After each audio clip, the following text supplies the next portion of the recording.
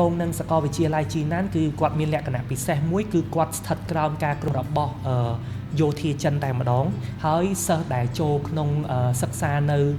សាកលវិទ្យាល័យជីណានហ្នឹងគឺមានសិស្សមកពីបណ្ដាប្រទេសច្រើនហើយនឹងតំបន់ផ្សេងៗពីគ្នាខ្ញុំការខ្ញុំដាក់ហ្នឹងគឺខ្ញុំជ្រើសរើសយកភាសាអប់រំភាសាចិនអន្តរជាតិហេតុដែលខ្ញុំជ្រើសរើសយកភាសាចិនអប់រំភាសាចិនអន្តរជាតិគឺដោយសារតាំងពីទូចខ្ញុំចូលចិត្តរៀនទី1គឺភាសាទី2គឺខ្ញុំចូលចិត្តប្រវត្តិសាស្ត្របាទចូលចិត្តប្រវត្តិសាស្ត្រហើយក៏ហើយឆ្លៀតក្នុងពេលនេះខ្ញុំសូមណែនាំបន្តិចសាកលវិទ្យាល័យជីណានគឺគាត់មានភាពគាត់គឺជាសាកលវិទ្យាល័យមួយដែលល្បីនៅទូទាំងប្រទេសចិនហើយគាត់មានជំនាញជាច្រើនក៏ប៉ុន្តែក្នុងចំណោមជំនាញទាំងអស់ជំនាញដែលអាចថាឈានមុខគេគឺទី1គឺអប់រំភាសាចិនអន្តរជាតិទី2គឺជំនាញការផ្សព្វផ្សាយព័ត៌មានបាទចំពោះចំណាត់ថ្នាក់អប់រំភាសាចិនអន្តរជាតិនៅក្នុងខេត្តនៅក្នុងសាកលវិទ្យាល័យជីណានគឺគាត់ជាប់ចំណាត់ថ្នាក់លេខទី8នៅទូទាំងប្រទេសចិនហើយបើសិនជាតាក់ទងនឹងការផ្សព្វផ្សាយជំនាញផ្សព្វផ្សាយព័ត៌មានគឺជាប់ចំណាត់ថ្នាក់លេខ1ឬក៏លេខ2នៅទូទាំងប្រទេសចិនបាទភាគច្រើនសិស្សដែលគាត់ជ្រើសរើសរៀនជំនាញអប់រំភាសាចិនគាត់ភាគច្រើនជ្រើសរើសនៅសាកលវិទ្យាល័យជីណានបាទសាកលវិទ្យាល័យជីណានខ្ញុំបានសិក្សាបានជាច្រើនបាទសាកលវិទ្យាល័យជីណានគាត់គឺជាសាកលវិទ្យាល័យដែលមានលក្ខណៈពិសេសដោយសារមែនតែនទៅនៅប្រទេសចិនមានអ្នកទាំងអស់គ្នាដឹងហើយថាប្រទេសចិនធំណាស់សាកលវិទ្យាល័យនៅប្រទេសចិនក៏ច្រើនផងដែរតាក់ទងនឹងសាកលវិទ្យាល័យជីណានគឺគាត់មានលក្ខណៈពិសេសមួយគឺគាត់ស្ថិតក្រោមការគ្រប់គ្រងរបស់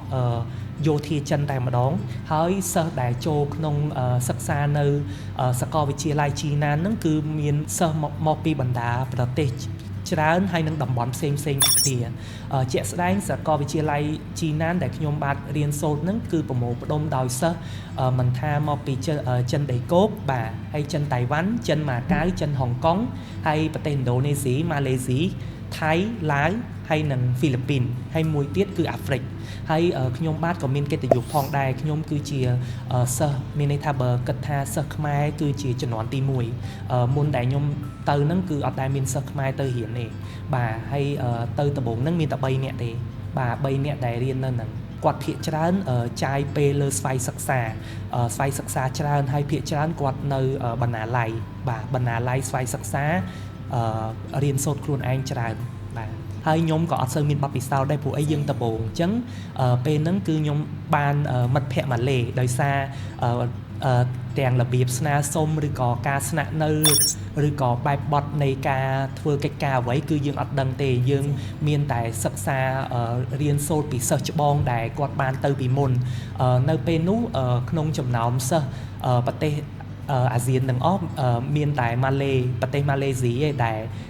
លក្ខណៈថាវាទី1នៅប្រទេសអាស៊ីហើយនិងអាស៊ានដូចគ្នាអញ្ចឹងមានន័យថារបៀបបែបបទរបៀបម៉េចគឺយើងអាចធ្វើប្រហែលគ្នាអញ្ចឹងខ្ញុំទៅហ្នឹងគឺបានមិត្តភ័ក្តិឬក៏សិស្សម៉ាឡេគាត់បានជួយសម្រួលកិច្ចការបានជាច្រើនបាទទាំងការស្នាក់នៅឬក៏ការធ្វើបែបបទផ្សេង